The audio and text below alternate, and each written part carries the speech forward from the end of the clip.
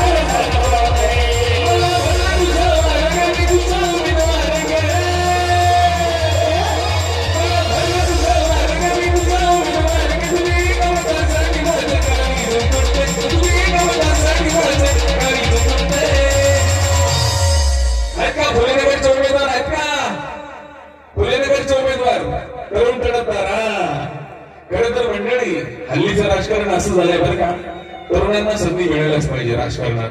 पण तुम्हाला तरुणांना सुद्धा एक विनंती आहे, या ज्येष्ठ मंडळींचा आदर मान सन्मान करायचा. आतापर्यंतचा इतिहास आहे भारताचा नाही, महाराष्ट्राचा, सगळ्यांचा इतिहास आहे. राजकारण फक्त आमच्या या ज्येष्ठ मंडळींनीच आतापर्यंत चालवलंय, हलवलंय. पण आताचा काळ बघता आणि काळाची समज बघता तुम्हाला ज्येष्ठांना सुद्धा एक विनंती आहे, वेळीच कारभार आमच्या तरुणांच्या हाती द्यायचा. नाहीतर उभ्या महाराष्ट्रात सगळ्या पुतण्यांनी त्यांच्या काकासोबत काय काय केले तुम्हाला सगळ्यांना चांगलं माहिती.